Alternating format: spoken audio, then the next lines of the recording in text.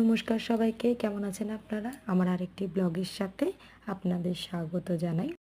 চলে এসেছি আরেকটি রেসিপি নিয়ে, কাঁঠাল দানা রেসিপি। রেসিপিটি যেমন সহজ তেমনই টেস্টি। তো স্কিপ না করে দেখতে থাকুন ভিডিওটি।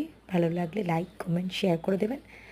তো প্রথমে কাঁঠাল দানাগুলিকে কেটে দু টুকরো করে নিতে হবে। করার পরে একটা সিটি মেরে নিতে হবে প্রেসারে।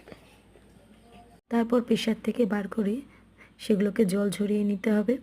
জল ঝরানো হয়ে গেলে মিক্সির বাটির মধ্যে স্বাদ অনুযায়ী লঙ্কা, রসুন, কালো জিরে দিয়ে একসাথে পেস্ট করতে হবে। পেস্ট করার পর কড়াই গরম হয়ে গেলে পেস্টটি দিয়ে দিতে হবে। তারপর স্বাদ অনুযায়ী একটু নুন, মিষ্টি ও হলুদ গুঁড়ো দিয়ে নাড়াচাড়া করতে হবে যতক্ষণ না একটা আঠালো ভাব আসছে।